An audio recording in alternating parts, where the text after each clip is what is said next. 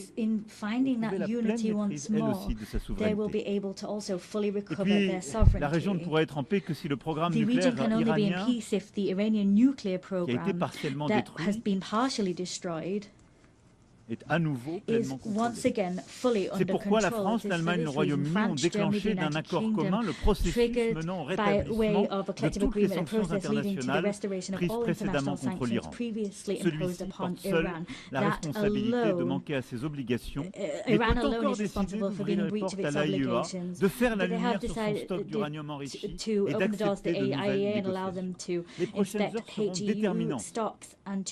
Soit l'Iran fait un geste, réengage Either dans un Iran chemin makes a de gesture paix et and de goes back to the path of responsabilité, peace and permettant accountability that make it possible retrouver ce chemin et à l'AIEA de to faire get son back on travail course and for the et au stock IAEA d'être to ainsi do its work transféré, and for stockpiles to be transferred, soit les or sanctions devront s'appliquer. sanctions will have to be J'aurai imposed. l'occasion d'en entretenir demain avec le I'll have président an occasion PDG. to meet with the President if needs be tomorrow. On each of these crucial issues, La France avance des solutions concrètes. puts forward concrete Le plan pour que cesse la guerre en Ukraine existe. Le plan pour faire la paix au Proche-Orient existe. Le plan pour remettre sous contrôle le programme nucléaire iranien existe. Le plan pour retrouver la pleine souveraineté du Liban existe. Chaque fois, nous voulons être le partenaire de tous ceux qui partagent cette exigence d'agir efficacement. Pourtant, le risque existe aussi que nous nous lassions d'agir et détournions le regard de trop de détresse. La tragédie humanitaire en cours au Soudan est sans doute la plus grave de toutes aujourd'hui. Il nous appartient collectivement de nous mobiliser, comme nous l'avons fait à Paris en 2024. Coordonnons nos efforts pour agir ensemble, pour que les belligérants acceptent la négociation et remettent le pouvoir aux civils. De la même manière, dans la région des Grands Lacs, la souveraineté et l'intégrité territoriale de la République démocratique du Congo doivent être respectées. Il faut rendre l'espoir à la population des Kivu et aux centaines de milliers de personnes qui ont été déplacées. Et c'est aussi pour cela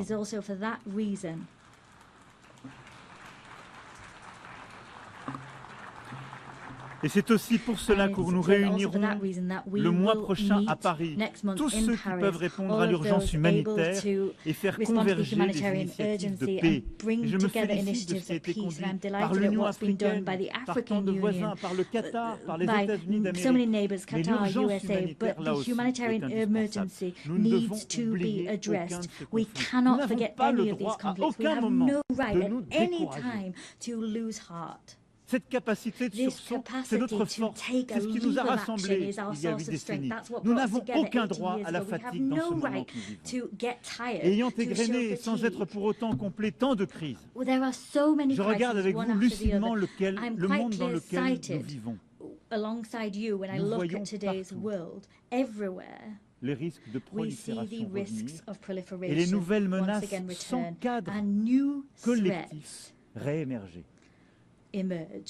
L'urgence est aussi à rebâtir un cadre crédible, vérifiable pour lutter contre toute prolifération nucléaire, de reconstruire un cadre crédible pour recontenir les menaces et les proliférations balistiques. Je n'oublie pas les menaces chimiques, bactériologiques, et je n'oublie pas les risques nouveaux, ceux qui impliquent l'intelligence artificielle, le quantique, le cyber, ou le spatial.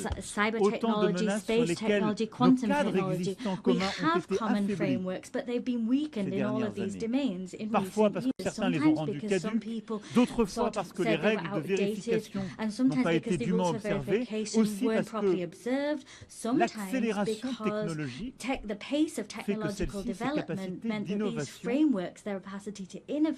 vont plus vite que nos cadres existants. Sur tous ces points, nous n'avons pas le droit de céder. Notre responsabilité est d'avancer et de bâtir ce cadre de paix indispensable. C'est la même exigence d'efficacité, ce même multilatéralisme efficace qu'il nous faut avoir sur les grands défis globaux qui sont les nôtres. Je sais l'attention que le secrétaire général y accorde et je veux le remercier de l'ambition qu'il affiche pour notre organisation au travers de l'initiative ONU 80. Et je partage cette préoccupation. Oui, il nous faut dans ce moment de désordre que j'évoquais pour les grandes questions de paix et de guerre, ne pas oublier que nous avons tant de défis globaux qui supposent le même esprit de coopération. Regardons en face nos grands déséquilibres mondiaux qui touchent toutes les économies, certes les plus riches, au nom de l'une d'entre elles. Mais encore plus, les pays à revenus intermédiaires, les pays développement et évidemment si nous n'arrivons pas à avoir une conversation internationale organisée sur les grands déséquilibres de la planète, si nous y répondons de manière dispersée et non coopérative, nous les aggravons. Aujourd'hui, notre défi, c'est de voir comment aider la Chine à développer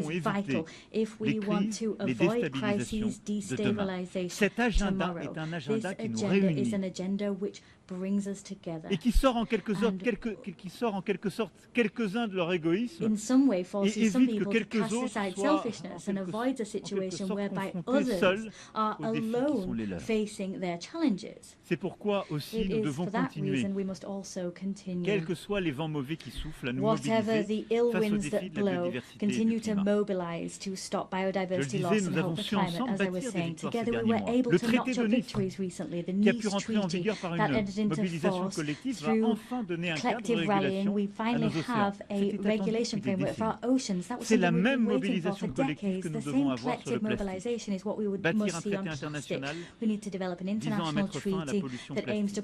C'est la même mobilisation que nous devons avoir pour déployer de manière beaucoup plus efficace les crédits biodiversité et redonner plus de consistance à nos crédits carbone. Et c'est la même mobilisation qu'il nous faut avoir en vue de la COP de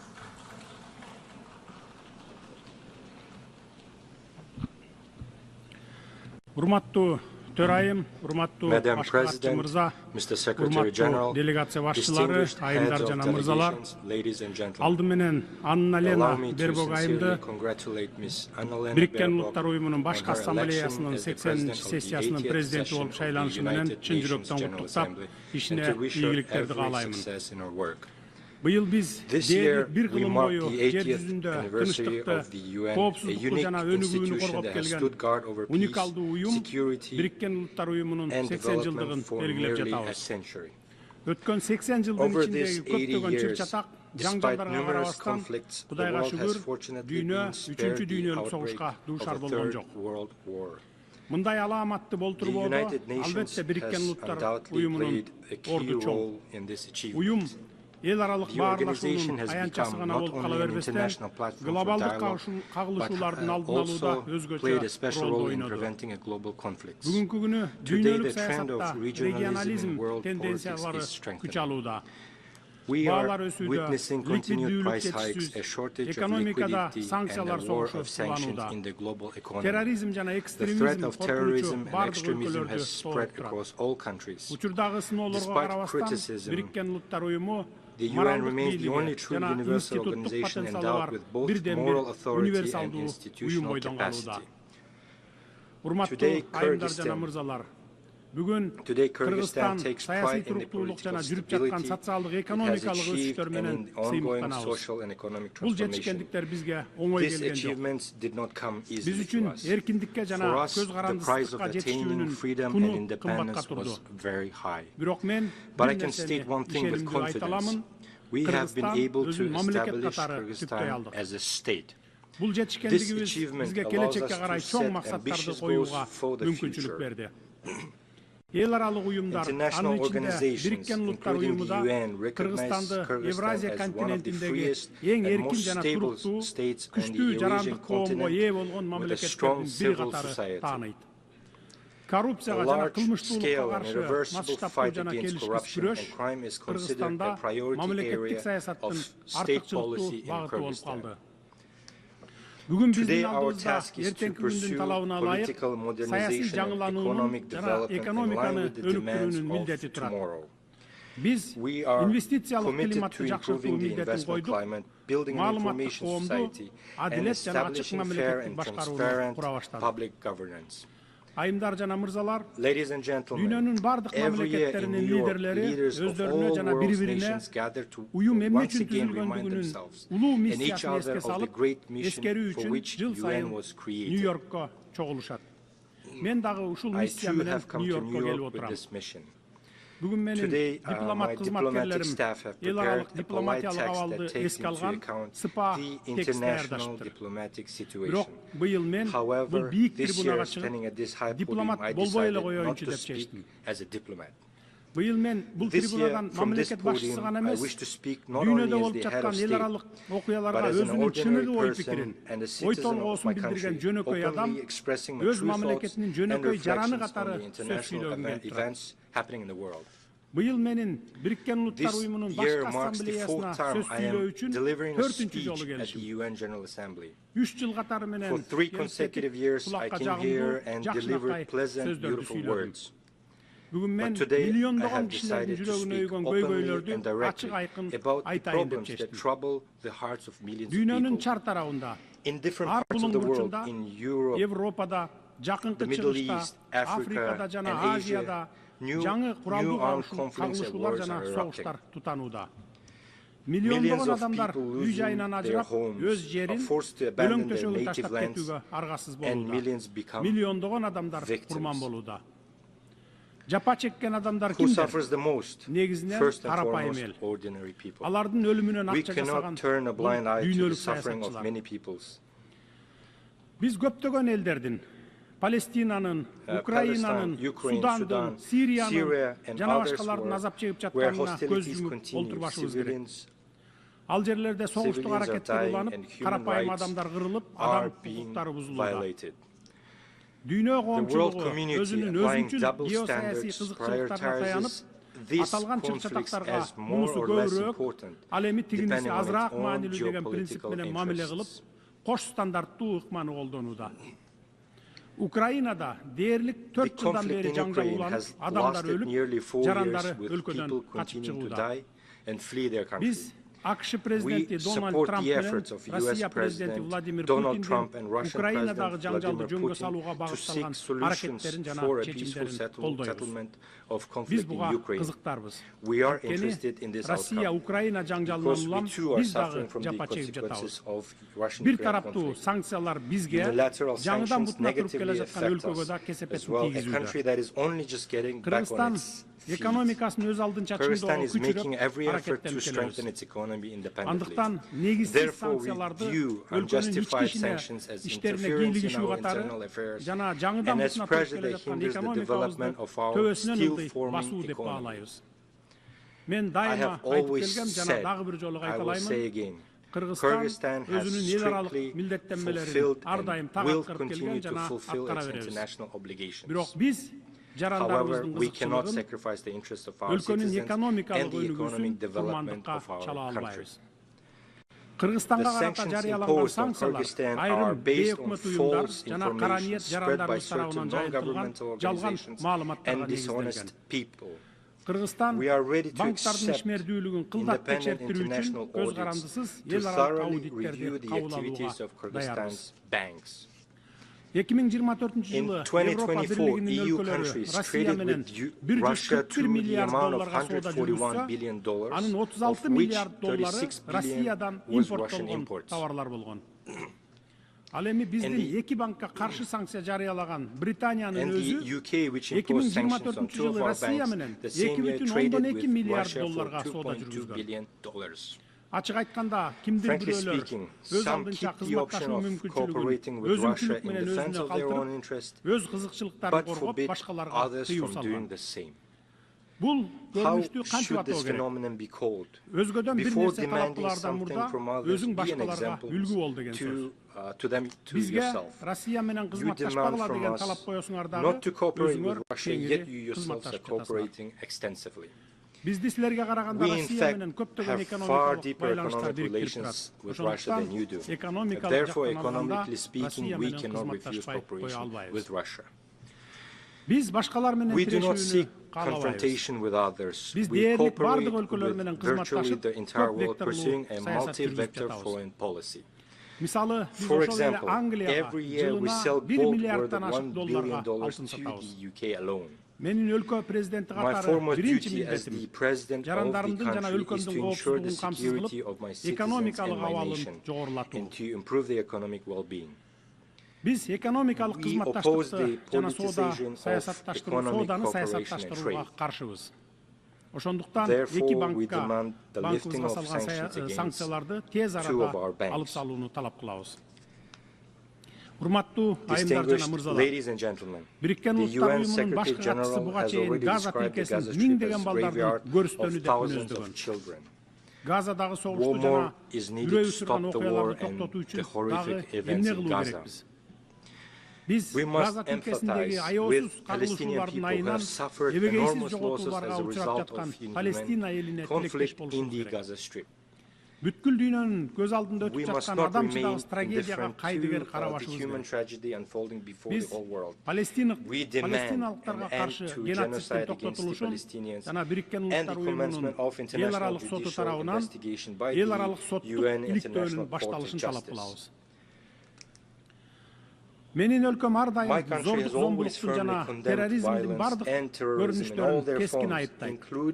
Анын ичинде 2023 жылдын 7 октябрындагы Израилге террорчулардын кол салууларын дагы айыптайбыз. Андай террорчуларды катуу жазалоо керек. Бирок терроризмге каршы күрөшүүнүн, террорчуларды жок кылуунун өз ыкмалары, жол жобосу бар. Ошол ыкмалар менен күрөшүш керек эле. Андай террорчулардын кесепетинен миллиондогон жөнөкөй жарандар, жаш балдар кырылмаш керек эле. Эмне себептен карапайым элдин бейкүнөө балдардын жол берип жатабыз. Тынчтыкты орнотуунун бирден бир жолу эки эл үчүн эки мамлекет принцибин ишке ашыруу. Палестина 1967 жылдагы чек аралардын негизинде көз карандысыздыкка ээ болушу керек. Биз ошондой эле Катар менен Ирандын аймагына жасалган акыркы ракеталык чабуулдарды айыптайбыз. Анткени бул чабуулдар көз карандысыз өлкөнүн эгемендүүлүгүнө кол салуу болуп саналат. Аймактагы туруктуулукка жана коопсуздукка коркунуч келтирет жана эл аралык укуктун ченемдерине каршы келет. Газа, Иран, Ливан жана башка аймактардагы терроризмге, коркунучтарга каршы күрөшүү алардын масштабына жана мүнөзүнө ылайык келүүгө тийиш. Бейкүнөө жарандар, аялдар жана балдар жабыркабашы керек, алар курмандыкка чалынбашы керек. Урматтуу айымдар жана мырзалар, коңшу өлкө катары Кыргызстан азыркы оор шарттарда Афган элине ар тараптуу колдоо көрсөтүүнү, Афганистандын экономикасын аймактык жана дүйнөлүк экономикалык процесстерге интеграциялоо маанилүү деп эсептейт. Афганистанды эл аралык изоляцияга алуу, аны чет элдик жардамсыз калтыруу туура эмес. Бул адилетсиздик. Геосаясий идеологиялык максаттарды көздөп, каржылык инструменттерди колдонуу аркылуу гуманитардык кризисти курчутууну адилетсиздик жана адамгерчиликсиздик деп эсептейбиз. Ошондуктан биз батыш өлкөлөрү тарабынан тондурулган Афганистандын активтерин 9 миллиард акш долларынан ашык акча каражатын мүмкүн болушунча тез арада мыйзамдуу ээсине Афган элине кайтарылышы керек деп эсептейбиз. Аталган каражаттар инфраструктураны калыбына келтирүүгө, жергиликтүү банктар аркылуу жарандарга жеткиликтүү насыяларды берүү мүмкүнчүлүгүн кеңейтүүгө, айыл чарбасын өнүктүрүүгө жана жакырчылыкта жашаган миллиондогон адамдарга жаңы мүмкүнчүлүктөрдү түзүүгө жардам бермек. Бул акчаларды ушул тапта өзүңөр колдонуп пайдасын көрүп жатасыңар. Эмне деген уятсыздык. Ушул эле Бириккен Улуттар Уюмунун маалыматына ылайык 2025-жылы Афганистанда 15 миллиондон ашык адам ачкачылыкка дуушар болсо, 24 миллион адам гуманитардык жардамга муктаж болуптур. Баарыбызга маалым болгондой, сентябрь айынын алгачкы күндөрүндөгү жер титирөөдөн улам 2000ден ашуун афган боордошторубуз каза тапты. Тилекке каршы акча каражаттарынын жетишсиздигинен жана инфраструктуранын начарлыгынан улам жабыркагандарга өз убагында жардам көрсөтүүгө мүмкүн болгон жок. Биз батыш өлкөлөрүнүн лидерлеринин Афган элинин келечеги үчүн активтерин тез арада кайтарып берүүгө чакырабыз. Эгер Афган эли жакырчылыктан, ачарчылыктан тез арада чыксын десеңиздер, токтоосуз кайтарып бериңиздер. Адам укугу, мамлекеттер аралык укуктар жөнүндө сүйлөгөн сөзүңөр менен кылган ишиңер мына ошондо бири-бирине дал келет. Урматтуу жыйындын катышуучулары, Африка өлкөлөрүндөгү чыр-чатактардан баштап азык-түлүк коопсуздугуна чейинки маселелер сөз жүзүндөгү боору кердикти эмес, конкреттүү иш менен бекемделген тилектештикти талап кылат.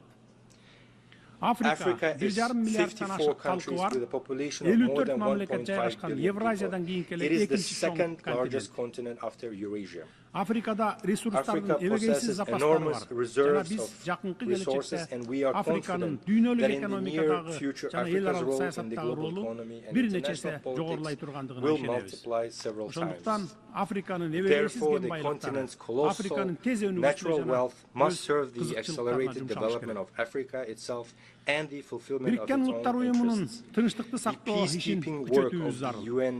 Менин өлкөм 1990-жылдардын башында эгемендүүлүккө ээ болгондон тартып Бириккен Улуттар Уюмунун тынчтык күчтөрүн конфликт болгон өлкөлөргө жөнөтө баштаган. Бул биздин бүткүл дүйнөдөгү тынчтыкты жана коопсуздукту чыңдоого чын ыкластан салым кошууну каалай тургандыгыбызды дагы бир жолу далилдейт. Мамлекеттердин салымы алардын өлчөмү менен эмес, алардын тынчтыкта жана тилектештикке чын ыкластуу каалоосу менен аныкталууга тийиш. Биз эл аралык келишимдерди, анын ичинде ядролук куралдарды таркатпоо жөнүндөгү келишимдерди аткарууну жактайбыз. Жаш муундарды өзөктүк куралсыз дүйнөнү кабылдоого тарбиялашыбыз керек. Жаш муундардын арасында массалык кыргын салуучу куралдардын колдонуунун кыйратуучу кесепеттери жөнүндө түшүндүрүү иштерин жүргүзүүбүз зарыл. The International Day for Disarmament and Non-Proliferation Awareness initiated by Kyrgyzstan and supported by the UN member states is an excellent platform for implementing this concept. Kyrgyzstan is one of the initiators and the depository of Treaty on Nuclear Weapon-Free Zones in Central Asia. We have acceded to all fundamental international instruments on disarmament and non-proliferation, including the Treaty on Non-Proliferation of Nuclear Weapons and the Comprehensive Nuclear Test Ban Treaty. In line with the principles of consistency, this year the Kyrgyz Republic made the political decision to sign the Treaty on Prohibition of Nuclear Weapons. We firmly believe that our planet must exist without nuclear weapons. This human invention must be used solely for peaceful purposes. Ladies and gentlemen, for sustainable development and regional integration, the countries of Central Asia require equal dialogue and active cooperation. Despite complex historical and geographic factors, Kyrgyzstan has peacefully resolved its border issues with neighboring countries, in particular Tajikistan and Uzbekistan. This process involved lengthy negotiations and at high political levels, expert levels, and was resolved with due respect for the interests of all sides. I can state with confidence that today the borders between Kyrgyzstan, Tajikistan, and Uzbekistan are borders of friendship, trade, and cooperation. This experience confirms that peace is possible where there is political will, respect and dialogue, which enabled us to resolve existing contradictions and embark on a path of creation and development. Kyrgyzstan is ready to share this experience of resolving complex issues with the international community. Let us use the more than $3 trillion that are spent annually on armaments worldwide to improve people's lives, eradicate hunger, protect our environment, and clean the air. After all, there are no borders when it comes to breathing air. We all breathe the same air. Therefore, I call on us to live not in a race for who has the most powerful weapons, but in a competition for whose country has the cleanest nature and air. Dear friends, climate change is a reality we are witnessing today. We face threats of drought, melting glaciers, changes in ecosystems, and loss of biodiversity. Kyrgyzstan, as a mountainous country, is particularly vulnerable to these changes. We are already experiencing the threat of declining water resources and risks to agriculture and biodiversity. Although Kyrgyzstan is landlocked, it actively participates in international environmental initiatives and can play a significant role in supporting agreements aimed at protecting global ecosystems. The Kyrgyz Republic consistently advocates for recognition of the interconnection of natural systems from mountains to oceans, which are two poles of a single system. The future of the oceans begin on the mountaintops. In this context, we ratified the agreement on conservation and sustainable use of marine biological diversity and became among the first 60-plus countries to join the agreement. Rivers that sustain marine and coastal ecosystems originate in mountains. Thus, the protection of mountain ecosystems and the sustainable management of the oceans are interconnected. At present, the country is preparing the second Bishkek Plus 25 summit, scheduled for 2027, as a central platform for states, international organizations, and experts on sustainable development of mountain regions. We invite all of you to take an active part in this event. Dear friends, as former UN General Secretary Dag Hammarskjöld once aptly said, the UN was not created to lead humanity to heaven, but to save humanity from hell. Today these words are more relevant than ever. The organization was born from the horrors of war, but lives and on thanks to faith in cooperation, dialogue and respect. Now more than ever, it is important to preserve and strengthen the system of multilateralism as a shield against anarchy and unilateral decisions. There is an urgent need to develop fundamentally new international mechanisms that adequately respond to contemporary challenges and threats. Our organization needs to change. This is no longer a choice, but a requirement of time and today's realities. In this context, we support the effort of the Secretary General to reform the UN under the initiative UN-80. It is also time to improve the reform work of the UN Security Council. At present, 50 members of the Security Council effectively decide the fate of all world states. Questions of war and peace, security and stability depend on whether they can reach a consolidated position. Moreover, the 5 permanent members of the Security Council can always block any decision. Kyrgyzstan advocates for a necessary measure to improve the UN Security Council in a way that takes into account the interests of majority of states. In this regard, it is important to achieve a compromise on all aspects of Security Council reform as soon as possible. This reform must be based on principles of universality, broad geographical representation, and wide support among UN member states. Kyrgyzstan considers it legitimate and fair to expand the rights of African states to membership in the Security Council and to eliminate historical imbalances. More than 60 member states, including Kyrgyzstan, have never been elected to the Security Council, while some countries have been elected 5 or 6 times. We think it's not fair. Distinguished delegates, Kyrgyzstan strives to make its contribution to peace, global security, and sustainable development.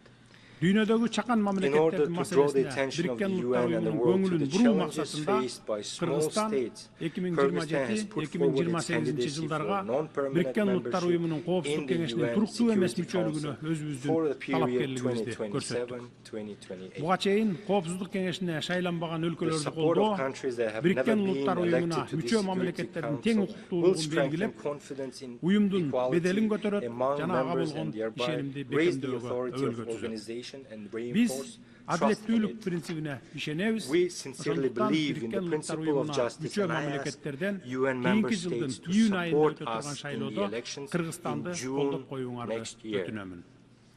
Every country should have the opportunity to serve as a member of the Council and contribute to the cause of maintaining peace and security.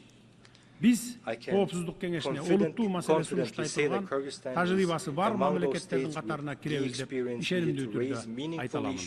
Биз эл аралык укукту, адилеттүүлүктү, адам укуктарын коргоону бекем карманабыз жана өз ара урматтоого, кызыкчылыктардын балансына жана келечек муундардын жоопкерчилигине негизделген көп тараптуу системаны колдойбуз. Урматтуу айымдар жана мырзалар, учурдун чакырыктары жалпыбызга тиешелүү жана аларга карата жоопторубузда бирдиктүү болушу керек. Айткан сөзүбүз менен ишибиз дал келүүсү кажет. Биз аракетсиздикке жол бербешибиз керек. Дүйнө аракетти талап кылат. Планетабыздын келечеги баарыбыздын жалпы жоопкерчилигибиз. Көңүл бурганыңыздарга рахмат. Thank you very much for your attention.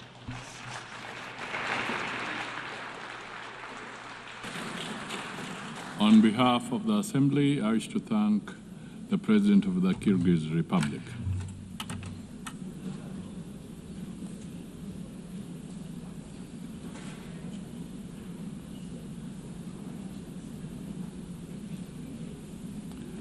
The Assembly will hear an address by His Excellency Gustavo Petro Urrego, President of the Republic of Colombia.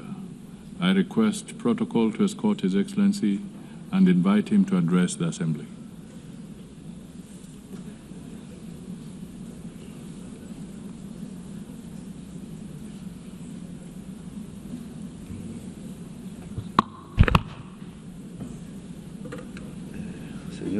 Señor presidente de la Asamblea, President of the General este Assembly. es mi último discurso como presidente aquí, ya es el cuarto.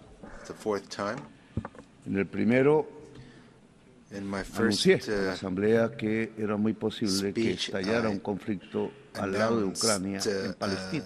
That it was very Pedí likely que that se there hiciera would be una conflicts in conferencia de Ukraine paz. and Los Gaza que no and tenemos bombas ni Palestine, grandes and presupuestos no somos escuchados aquí, pero suggested that there be a peace conference, but those who don't have 4 años bombs or después, large ya hoy, budgets are not heated here. Well, 4 years later, lo dantesco de la situación de Palestina the no me llevó a horrific pensar situation in que lo mismo Palestine o casi lo mismo podría ocurrir en el Caribe colombiano. did not lead me to think that Cuando almost the same tiran thing could misiles happen in the a personas Colombian, jóvenes desarmadas en el Caribbean mar. area where unarmed young Entonces, people are ahora being shot estamos at with ante una missiles in the situación open seas.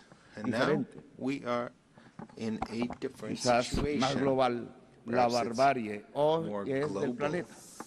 a kind of stone Hoy age cae sobre la humanidad entera. that has descended on Los misiles all of sobre humankind. 17 Missiles jóvenes desarmados against en las 17 aguas del mar unarmed Caribe, young people quizás in the algunos colombianos. Caribbean Sea, La some of them persecución, Colombians. aprisionamiento y encadenamiento y Persecution, expulsión imprisonment, de millones de expulsion migrantes, of millions los of misiles que migrants, caen sobre las 70.000 missiles, personas en Gaza that y have los killed matan, some 70,000 la people falta in de acción Gaza, sobre la the lack crisis of action climática, on the climate cuyas palabras se crisis. borran por orden de Trump, están ligados y obedecen a la All this misma is causa. linked, and all La this has the migración same es cause. una excusa para Migration que una is simply sociedad an rica, excuse so that a blanca rich society, y racista rich, white, and se crea racist, la raza superior believes itself to y no be mire que sus the dirigentes superior la llevan race, and is not con toda la humanidad realizing that its al abismo leaders de su propia are extinción. leading it to the abyss, to its Dicen own que los extinction, misiles en together el with the rest of Caribe eran humanity. para They detener said las that the drogas. missiles in the Caribbean were